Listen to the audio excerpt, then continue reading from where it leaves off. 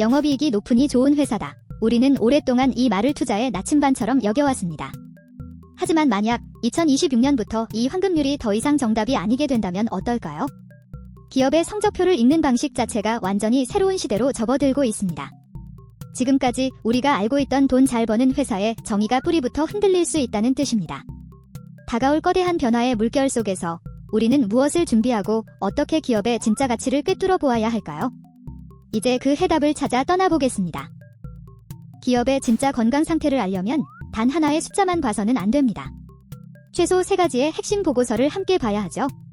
먼저 손익계산서는 한 해 동안 장사를 얼마나 잘했는지 보여주는 성적표와 같습니다. 재무상태표는 특정 시점에 회사가 가진 재산과 빚을 정리한 재산 목록이죠.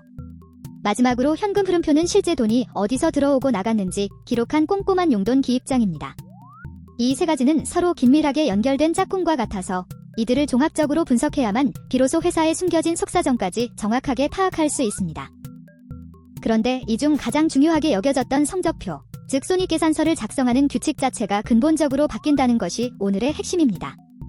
이는 단순히 몇몇 항목이 추가되거나 빠지는 수준의 미미한 변화가 아닙니다.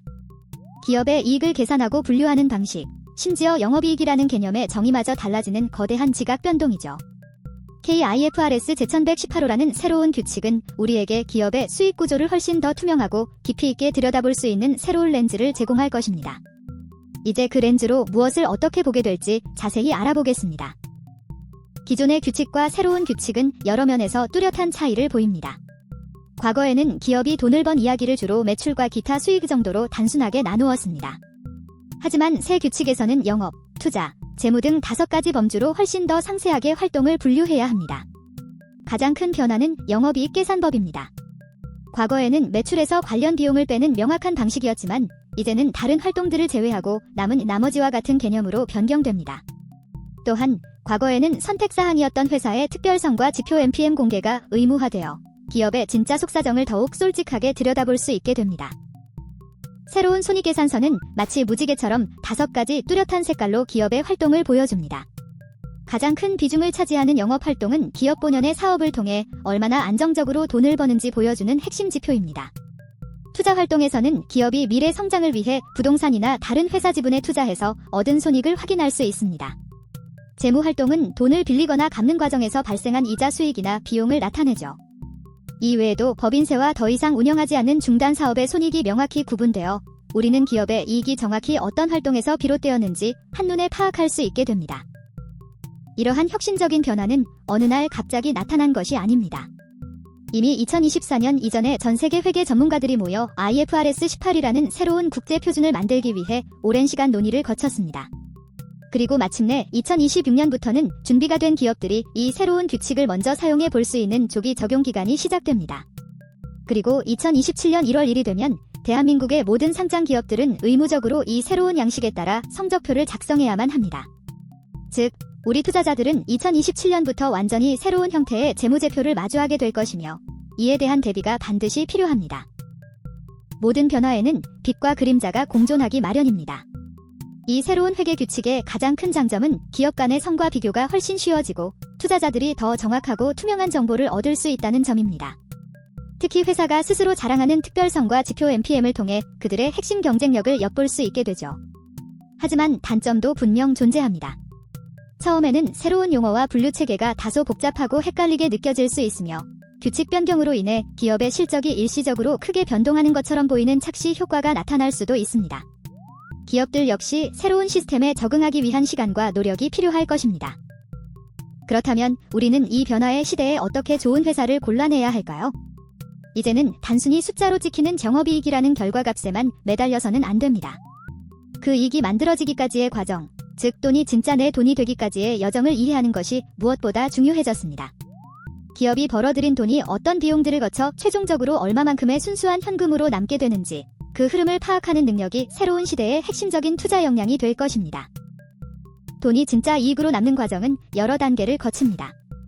첫 단계는 고객에게 제품이나 서비스를 팔아 벌어들인 총금액, 즉 매출액입니다. 여기서 제품을 만드는데 직접 들어간 재료비 같은 매출원가를 뺍니다. 다음으로 직원 월급, 광고비, 사무실 임대료 등 장사를 위해 사용한 판매비와 관리비를 제외하죠. 그렇게 남은 것이 바로 지금까지 우리가 중요하게 여겼던 정업이익입니다.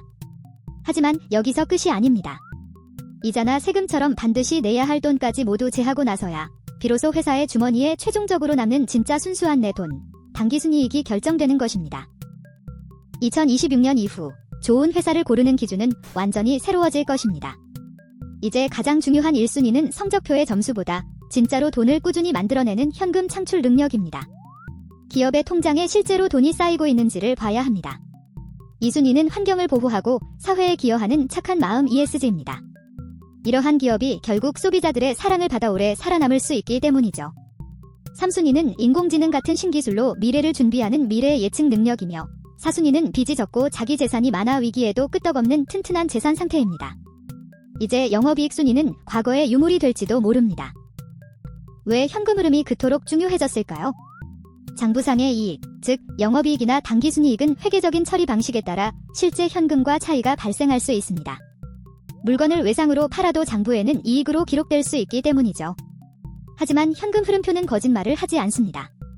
실제로 돈이 회사에 들어오고 나간 기록만을 보여주기 때문에 기업이 단기적인 위기에 대처할 능력, 투자를 지속할 여력, 주주에게 배당을 지급할 힘이 있는지를 가장 정확하게 알려주는 지표입니다.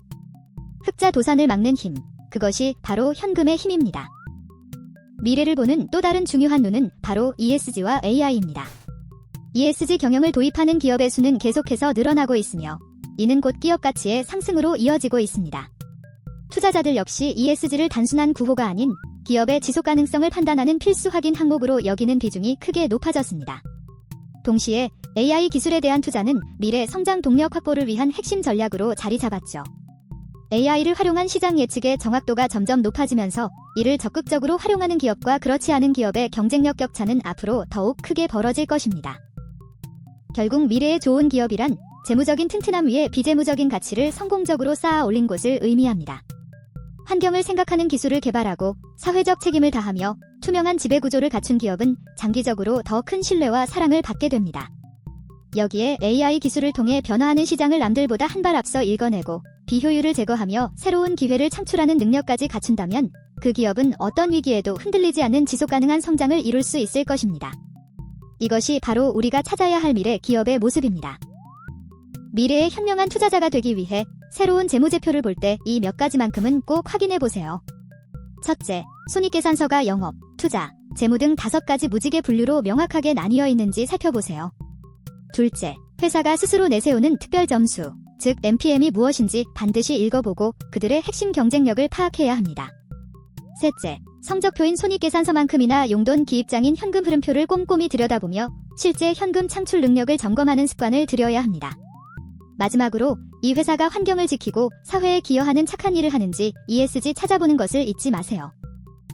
결론적으로 재무제표는 더 이상 단순한 숫자 공부가 아니라 세상을 이해하는 멋진 창문과 같습니다. 특히 새롭게 바뀔 재무제표는 우리에게 더 넓고 투명한 창문을 선물해 줄 것입니다. 우리는 그 창문을 통해 숫자 뒤에 숨겨진 기업들의 진짜 이야기를 읽어내야 합니다. 그들의 전략, 고민, 그리고 미래를 향한 꿈까지도 말이죠. 그렇게 숫자 너머의 서사를 읽을 수 있는 힘을 기를 때 우리는 비로소 세상을 움직이는 거대한 흐름과 비밀을 이해하게 될 것입니다. 이것이 바로 미래의 투자자가 갖춰야 할 가장 중요한 통찰력입니다. 다가오는 변화는 위기이자 기회입니다. 낡은 기준에 얽매이지 않고 새로운 시각으로 기업의 본질을 꿰뚫어보는 자만이 미래의 승자가 될 수 있습니다. 오늘 함께 나눈 이야기들이 여러분이 성공적인 투자의 길을 걷는 데 든든한 등대가 되기를 바랍니다. 변화를 읽고 미래를 여는 지혜로운 투자자로 거듭나시길 응원하겠습니다. 감사합니다.